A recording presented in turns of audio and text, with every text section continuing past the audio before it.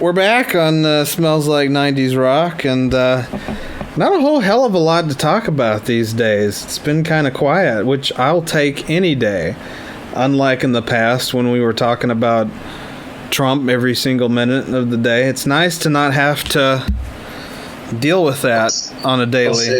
His appointees has been arrested for storming the Capitol. And that just makes my heart warm. Makes my heart happy. Yeah, but isn't that crazy? Like the dude was working for the State Department, and then he attacked the government and didn't resign until like January 21st. And didn't put that together that might be a bad thing to handle it that way. You know, maybe, let's see, I work for the government, then I stormed the government, but I'm still going to keep my job until I don't have it anymore. Yeah, Federico Klein. That's his name. Learn that name, folks. A character. Sounds like a what character? He sounds like a Godfather character. Or a Dr. Seuss character. Or that, yeah. Maybe he was in one of the books. I do not like green eggs and ham.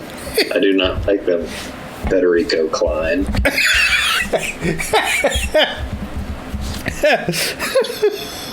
Which rolls right off the tongue, doesn't it? Yeah, which, I mean, Kevin McCarthy, the leading House Republican, decided to read Green Eggs and Ham as... What was he doing exactly? I don't know. I saw that too, and I was just like, this is... Again, it's like, I need a stimulus, and there's still people dying of COVID, but you're reading Green Eggs and Ham on the House floor. Got it. And I turned it off. To be fair, he read it remotely to nobody, with nobody in the room, which made it even worse. Excuse me. Sorry. He read it to himself, but he was doing it to make a point, which he would have done if he was on the floor. Same difference. It is kind of...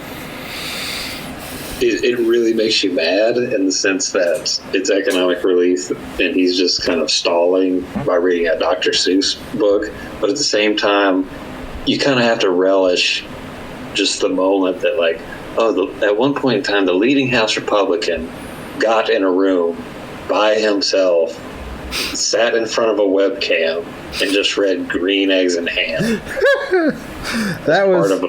As part of a political stunt. And that's where the Republican Party was in March of 2021. America. That's America.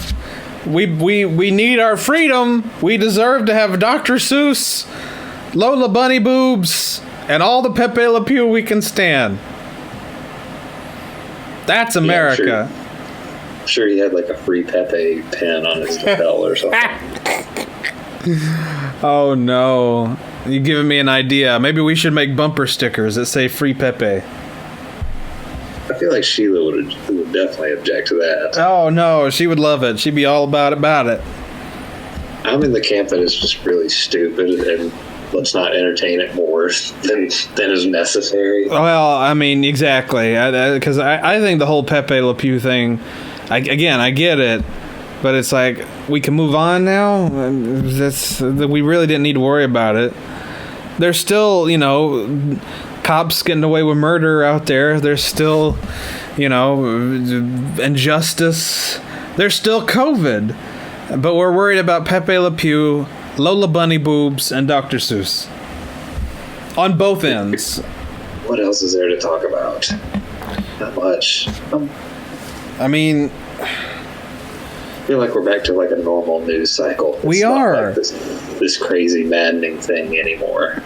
And that's what's so difficult about this, because we're back to a normal news cycle, but we're in the middle of COVID, so there's no like movies or TV shows really to talk about. I mean, there's TV shows, but I mean, they're on Netflix, and you don't watch Netflix or Disney Plus or Hulu, so we can't discuss that, because one of the pillars of the show is nerd stuff, and we don't have any nerd stuff to talk about right now. Who cares? Oh, I care. That is a bigly huge thing for me.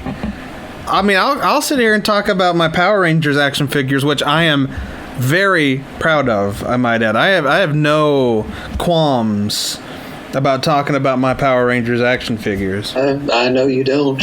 I am very proud of them. Segment. They had all 7. And there were 7 Power Rangers because you had the red, pink, black, blue, yellow, and green. But you also had the White Ranger. Green Ranger turned into the White Ranger, so they had all of them. Let's see. Then they had Lord Zed and Rita Repulsa and Goldar. And I got them all. Thank you. Let's see. Oh, my doctor put me on an anti-anxiety medication. I guess that's nice. I also got back to the the Future figures of Marty and the Doc. Wait, they put you on wait. You? Anti-anxiety? Mr. Laidback? Well, I have a problem sleeping, and he just said, this could act as a sleep aid. The only thing is, like it said, the pharmacist told me, okay, this might cause insomnia, or it might make you drowsy. So with choices like that, I took it at night, and it gave me insomnia. Of course it did. And the next day, I was sleep deprived, and my coworker, I got through my shift, but the next day, I asked my coworker, I was like, "Hey, was I kind of acting weird?" He's like, You were pretty productive, but you would kind of like stop and stare into space, like curiosity. I was like, oh, okay. Oh no! And I think just because it was kind of new to me, and because I was sleep deprived, like it kind of like induced like a small high. Jeez. Like I drove home and I had Outcast on the car stereo. I was just like, oh, this hits different. Oh my God, I didn't know you were hip enough to use that term. I'm so proud of you. Wow, this hits different. Did that hurt you? Did you hurt yourself? That was hip. No. I love it. Oh my God.